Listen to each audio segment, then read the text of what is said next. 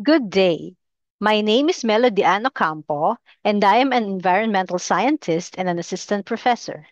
Join me in a series of videos that focus on port ecology and marine environmental science. Today, I introduce marine biofouling species in Philippine coastlines, especially along ports. The Philippines is an archipelago, has numerous ports lining our coastlines, and it is essential to know the different organisms that are living there. Ports are parts of coastlines which have been altered to berth and anchor ships. It is important that we identify the marine fouling communities there, as there can be indigenous and non-indigenous species too. Indigenous species are those that are native to the Philippines, and non-indigenous ones are the others that come from other regions of the world. How come there are non-indigenous species?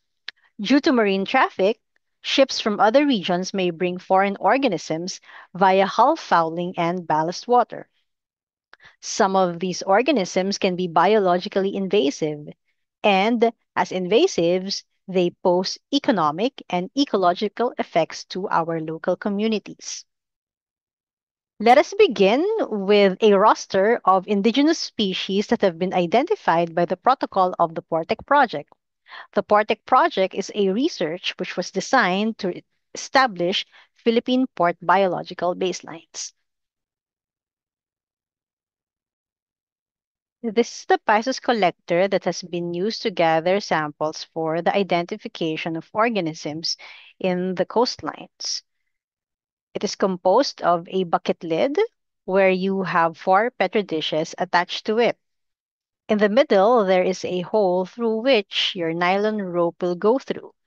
One end of the nylon rope will be attached to the port and any structure there which can serve as anchor, while the other end has a cement weight attached to it to make sure that the Pisces collector is submerged under the water for the specific period of time where you will get your samples. After around 60 days or so, the collectors are retrieved, a petri dish is collected, and organisms in the petri dish will be identified.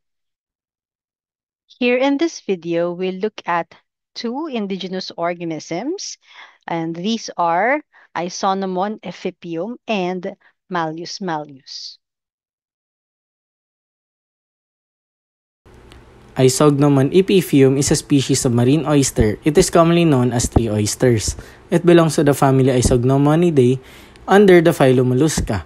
Morphologically, the two-part shell is flat and thin but strong. The shell is usually white or grayish, sometimes purplish-brown in color. It sticks to the tree roots with its byssus threads, hence the name tree oyster. The shell height and length are almost equal. The dorsal margin is short and does not expand into a wing-like ear. Bones are small, pointing at anterior end of dorsal margin. Outer surface covered with concentric lamellar processes, and it has an aqueous interior. It is widespread in the Indo-Pacific region from the Red Sea to Japan and Australia. Found in intertidal and shallow subtidal zones on rocky shores, coral reefs, and mangroves. In Isognomon epiphyum, external fertilization involves releasing eggs and sperm into the water. Embryos progress through free-swimming trophophore larvae, followed by bivalve veliger resembling miniature clams. They eventually mature into mussels, securing themselves with byssal threads. Moderate invasiveness is driven by high fecundity, byssal attachment, and adaptability to diverse environments. However, habitat preference for hard substrates and vulnerability to predators restrict their invasive potential compared to other bivalves. Further research is essential for a comprehensive evaluation in various regions. There are sporadic reports in regions such as the Mediterranean Sea and the Atlantic coast of North America. But these sightings need verification and further investigation.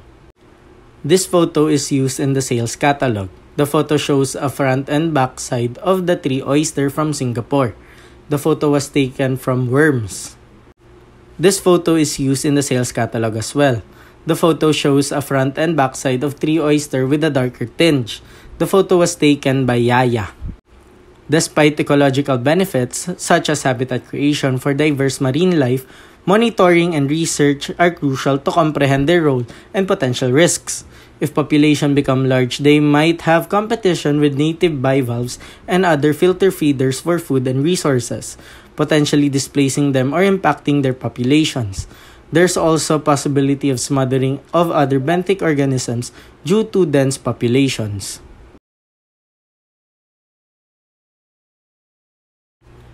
Malleus malleus, commonly known as the blackhammer oyster, is a species of saltwater oyster.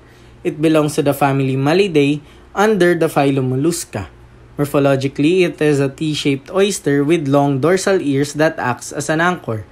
Two valves of the shell are thick and hard with wavy undulations on their entire surface.